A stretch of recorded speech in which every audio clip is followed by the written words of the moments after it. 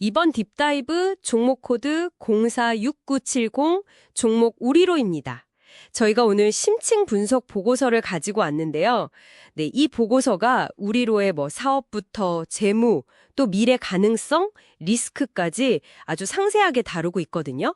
저희 목표는 여기서 당신에게 정말 중요한 핵심 정보, 그리고 그 의미까지 명확하게 짚어드리는 겁니다. 네, 바로 그겁니다. 근데 이 보고서 시작부터 좀 흥미로운 지점을 딱 짚어요. 우리로가 현재 계속되는 영업 적자라는 현실이 있고요. 또 다른 한편에는 양자암흑, 육쥐 같은 엄청난 미래 기대감이 있다는 거죠. 그렇죠. 그게 아주 극명하게 엇갈리는 상황입니다. 네, 그래서 전형적인 테마 기반 성장주의 모습을 보인다고 하는데 이 부분부터 좀 파헤쳐보죠. 우리로 사업 구조는 그럼 어떻게 되어 있나요? 크게 보면 두 가지예요. 하나는 이제 핵심 기술인 광통신 부품 사업, 이게 있고요.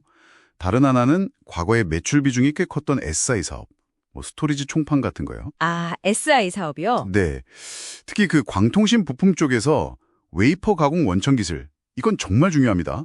국내에서 몇 안 되는 기업만 가지고 있거든요. 기술적 해자라고 할 수 있겠네요. 맞습니다. 반면에 그 SI 사업은 매출 규모는 컸는데 수익성은 좀 낮았어요. 그래서 최근에 이 부분 매출이 줄어드는 건 어떻게 보면 저마진 사업을 정리하면서 체질 개선을 하려는 거다. 이렇게 해석할 수 있습니다. 체질 개선 시도군요. 근데 재무 상태를 보면요. 이게 좀 고개를 갸웃하게 만드는 지점들이 있어요. 2023년, 2024년 계속 영업 적자였고 2025년 상반기까지도 적자라고요. 작년 연간 손실이 한 30억 원이었죠? 네, 맞습니다. 적자가 이어지고 있죠. 그런데 2025년 상반기 실적을 보면 매출은 전년보다 16.6% 줄었는데 영업 손실폭은 오히려 29.6%나 줄었다. 이게 어떻게 된 일이죠? 네, 바로 그게 좀 복잡한 신호인데요. 긍정적으로 보면 비용 통제를 잘했거나 아니면 수익성 좋은 광통신 부품 비중이 커졌을 수 있다. 이렇게 볼 수 있죠. 그럴 수 있겠네요. 근데 여기서 또 반전이 있습니다. 같은 기간에 단기 순손실은요, 오히려 11.1% 늘었다는 거예요. 영업 손실은 줄었는데 순손실은 늘었다고요? 네, 이게 그러니까 이자 비용 같은 영업 외적인 금융 비용 부담이 커졌다는 뜻입니다. 쉽게 말해서 영업에서는 좀 나아지는 것 같았는데 다른 재무적인 비효율성 때문에 결국 미치는 장사를 하고 있다. 이런 형국이죠. 그럼 현재 주가는 이런 현실보다는 미래 기대감을 반영하고 있다는 거군요. PBR 1.5배, PS 1.3배면 확실히 그렇죠. 네, 맞습니다. 현재 주가 수준은 지금의 재무 상태보다는 확실히 미래 테마에 대한 기대감이 훨씬 강하게 반영되어 있다고 봐야 합니다. 결국 시장은 미래 가능성에 베팅 중이라는 건데 그 핵심 동력이 되는 3대 테마, 구체적으로 뭔가요? 보고서 분석에 따르면 주가의 거의 90% 이상이 이 세 가지 테마로 움직인다고 봐요. 첫째는 역시 양자암호통신. 가장 파급력이 클 수 있지만 실현 시점은 아직 좀 불확실하죠. 장기적인 테마입니다. 네, 양자암호. 둘째는 5G, 6G, 그리고 차세대 통신망.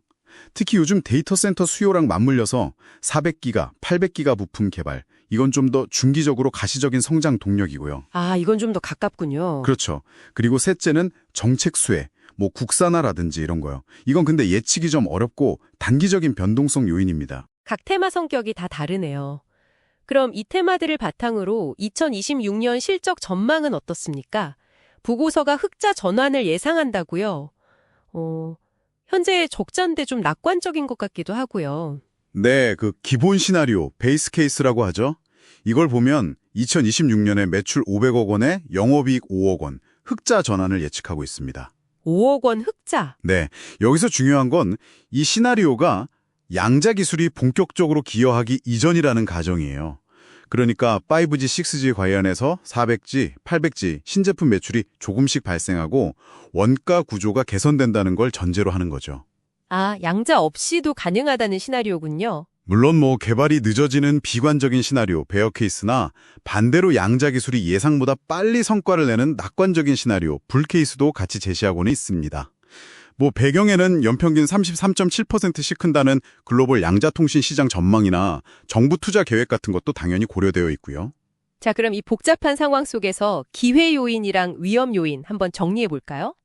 기회는 일단 명확해요. 거시적인 시장 성장. 양자나 육지 같은 거요. 그리고 정책 지원 가능성.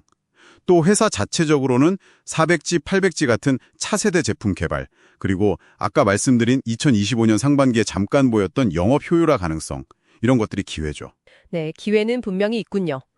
그럼 위험 요인은요? 위험 요인도 뚜렷합니다. 가장 근본적으로는 실적 개선 지연 문제죠. 펀더멘털이 약하다는 거.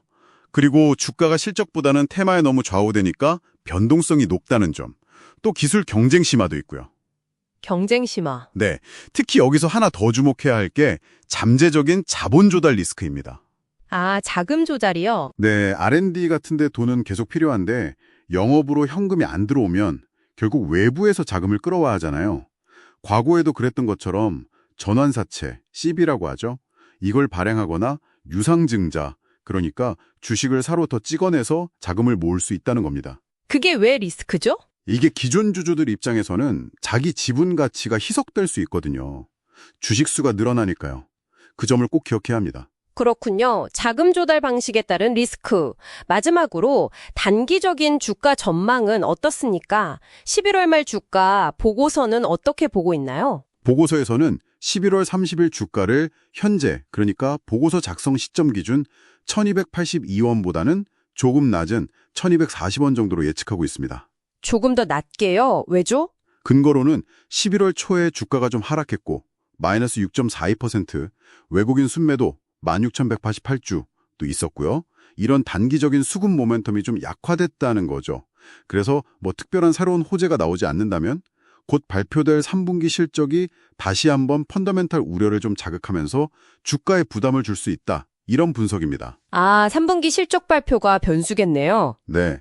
그래서 기술적으로는 아래로는 1,850원을 지지선, 위로는 1,380원을 저항선으로 보면서 당분간은 좀 상황을 지켜보면서 대응하자, 이런 웨이트앤시 전략을 권고하고 있습니다. 네, 알겠습니다. 자, 정리해보면 우리로는 정말 양자기술, 육지 같은 아주 빛나는 미래 설계도를 가지고 있는데 동시에 아직 해결되지 않은 재무적인 과제들 사이에서 좀 아슬아슬하게 외줄타기를 하는 그런 모습이네요. 그렇죠. 결국 관건은 이 매력적인 테마들이 도대체 언제 또 어떻게 실제 수익으로 이어질 수 있느냐, 바로 이 질문인 것 같습니다. 네, 맞습니다.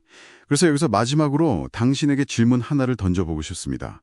보고서에서도 지적했듯이 미래 테마에 대한 의존도가 이렇게 높고 또 추가 자금 조달 가능성이 계속 있는 상황에서 당신이라면 이 시간이라는 가장 큰 리스크, 이걸 어떻게 평가하시겠습니까? 만약에 펀더멘털 개선이 계속 늦어진다면 장기적인 잠재력이라는 말이 과연 언제까지 유효할 수 있을까요? 오늘 저희 딥다이브가 이 질문에 대한 당신만의 답을 찾아가는데 조금이나마 도움이 되었기를 바랍니다.